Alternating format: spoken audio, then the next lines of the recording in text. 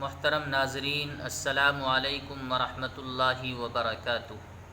نحمدہ ونصلی علی رسولہ الکریم، اما بعد۔ آج کی اس ویڈیو میں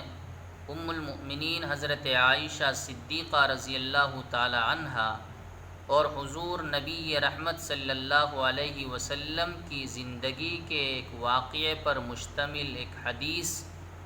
اور پھر نبی کریم صلی اللہ علیہ وسلم کا اپنی امت سے محبت فرمانا اور اپنی امت کے لیے دعا فرمانا، ان سب باتوں کا تذکرہ کروں گا۔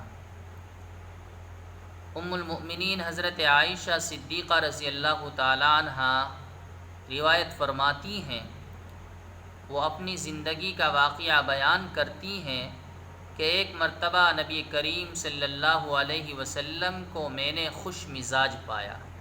آپ صلی اللہ علیہ وسلم کے چہرے پر خوشی کے آثار نمایاں پائے تو میں نے اللہ کے رسول صلی اللہ علیہ وسلم سے درخواست کی، گزارش کی،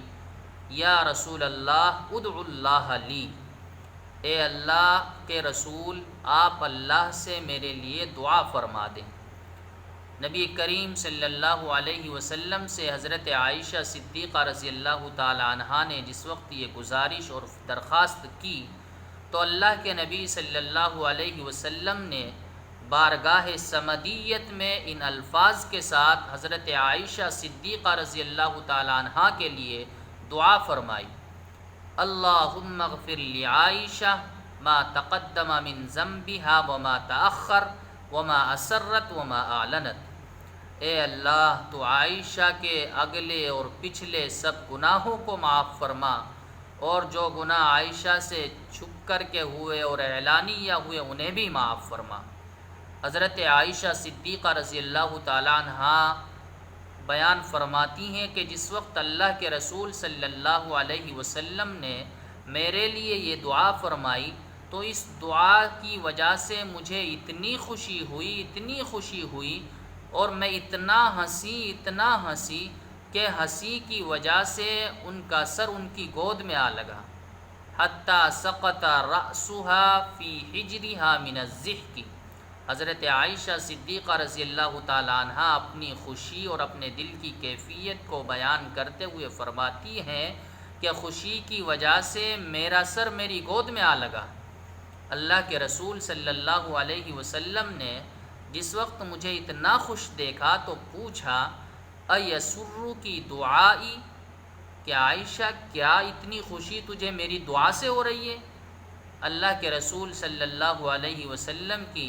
رفیقہ حیات حضرت عائشہ صدیقہ رضی اللہ تعالی عنہا نے عرض کیا، یا رسول اللہ میں خوش کیوں نہ ہوں، آپ نے جو میرے لیے اتنی اچھی دعا فرمائی ہے، اور واقعتاً حقیقتاً خوشی کی بات بھی ہے کہ دعا کرنے والا رحمت للعالمین نبی ہو اور بارگاہ رحمان و رحیم کی ہو اور کسی کی مغفرت کی دعا ہو رہی ہو تو اس کے لیے کتنی بڑی سعادت اور خوشی کی بات ہے۔ تو حضرت عائشہ صدیقہ رضی اللہ تعالی عنہا نے فرمایا، یا رسول اللہ میں خوش کیوں نہ ہوں، آپ نے جو میرے لیے اتنی اچھی دعا فرمائی ہے۔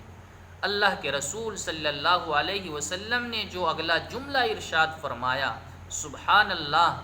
آپ صلی اللہ علیہ وسلم کی امت کے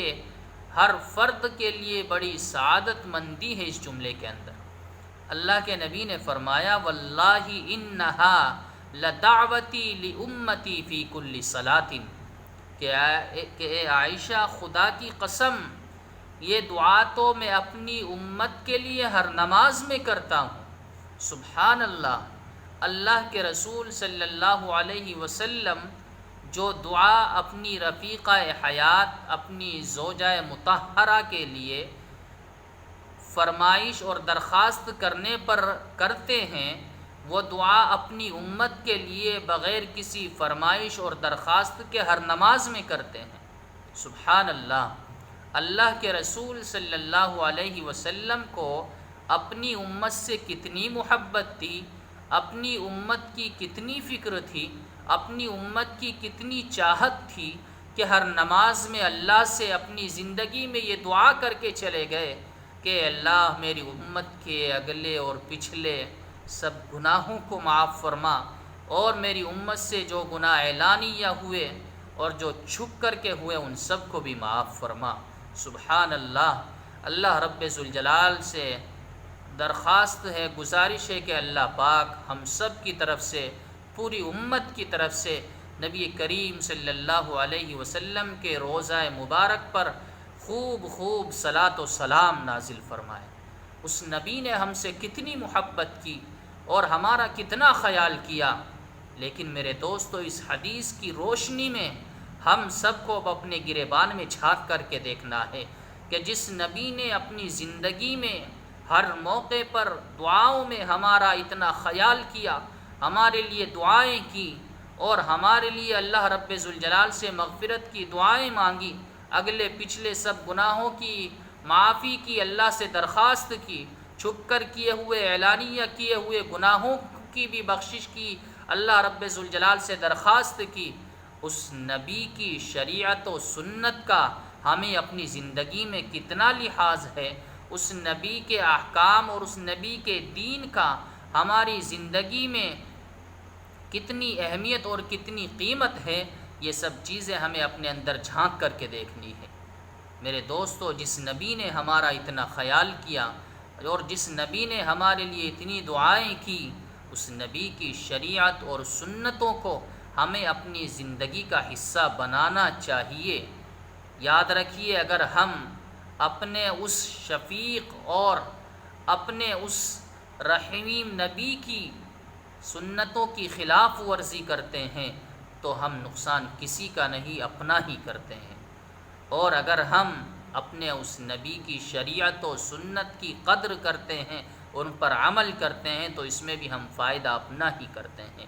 اس وجہ سے ہمیں اللہ سے دعا بھی کرنی چاہیے کہ جس طریقے سے اللہ کے نبی نے اپنی زندگی میں ہم سے محبت کی، اللہ پاک ہمیں بھی، ہمارے دلوں میں بھی ہمارے نبی کی محبت پیدا فرمائے، ہمارے نبی کی سنتوں کی، شریعت کی اور آپ کے دین لائے ہوئے دین کی قدر و قیمت ہمارے دلوں میں پیدا فرمائے، اور اللہ کے نبی صلی اللہ علیہ وسلم کی سنتوں پر، آپ کی شریعت پر، آپ کے دین پر ہمیں صدق دل کے ساتھ عمل پیرا ہونے کی توفیق نصیب فرمائے۔ وآخر دعوانا ان الحمد للہ رب العالمین۔